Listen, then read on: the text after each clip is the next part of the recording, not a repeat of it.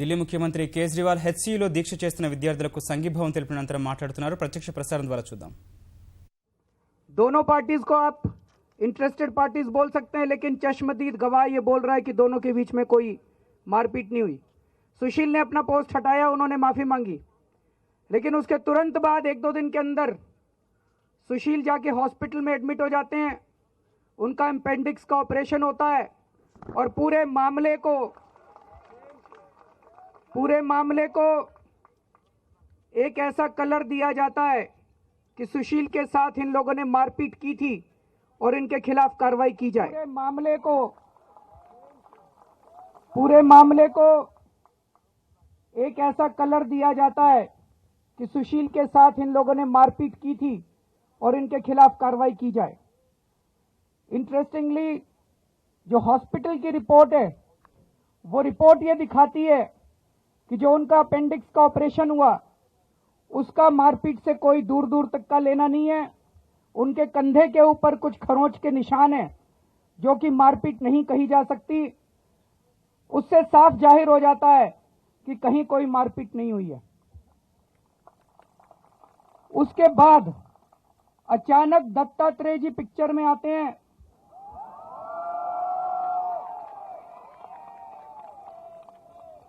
और वो चिट्ठी लिखते हैं स्मृति ईरानी जी को. स्मृति ईरानी जी को उन्होंने जो चिट्ठी लिखी उसमें उन्होंने 3 शब्दों का उपयोग किया: anti national, casteist and extremist.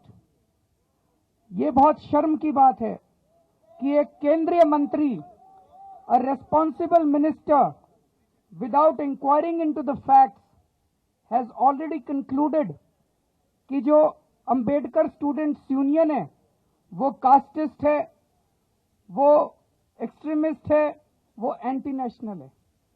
Ambedkar ji के विचारों के ऊपर चर्चा करना कास्टिस्ट किसी भी हालत में कास्टिस्ट नहीं हो सकता. अंबेडकर जी के विचारों के ऊपर एक यूनियन बनाना किसी भी हालत में एंटी नेशनल नहीं हो सकता. I think there can not be more national activity than discussing about the thoughts of Baba Saheb Ambedkar.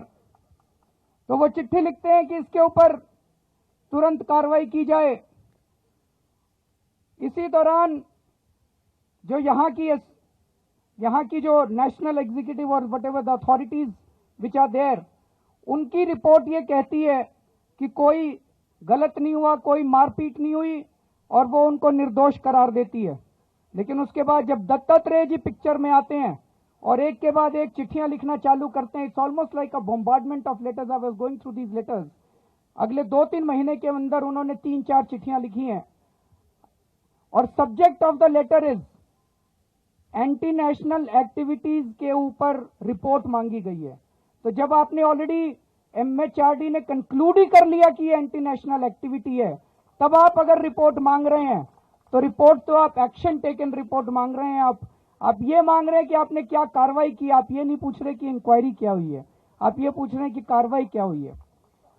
उसके बेसिस पे यहाँ की अथॉरिटीज तुरंत एक्शन में आती है. वीसी बदल जाते हैं, नए वीसी जो आते हैं वो इन स्टूडेंट्स के खिलाफ एक्शन लेते हैं और इन लोगों को यूनिवर्सिटी से सस्पेंड कर दिया जाता है. पिछले 18 दिन से ये लोग यहां मौजूद हैं.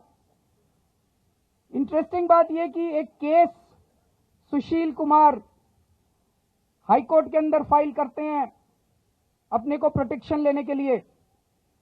हाईकोर्ट के अंदर यूनिवर्सिटी के रजिस्ट्रार ने जो एफिडेविट फाइल किया, it is an affidavit, sworn affidavit of the registrar of this university. The registrar of the university is saying that Sushil Kumar is exaggerating the facts. ऐसी कोई मारपीट नहीं हुई है. Registrar of the university is saying कि security officer जो वहां मौजूद था उसने देखा कोई मारपीट नहीं हुई है. और रजिस्ट्रार ये कहता है कि these students come from very economically backward sections. Registrar ये कहते हैं कि ये स्टूडेंट्स दलित सोसाइटी से आते हैं, बहुत गरीब परिवार से आते हैं, और अगर इनको सस्पेंड किया गया, इनके खिलाफ कोई भी कार्रवाई हुई तो इनके साथ बहुत बड़ा अत्याचार होगा क्योंकि इनका कोई दोष नहीं है. रजिस्ट्रार कह रहे हैं, कोई तो रजिस्ट्रार तो सोसाइटी के रजिस्ट्रार, यूनिवर्सिटी के रजिस्ट्रार। तो ये सारे कागज पढ़ने के बाद उसके बाद हम इनकी चिट्ठियां अगर देखते हैं जो रोहित ने लिखी हैं, रोहित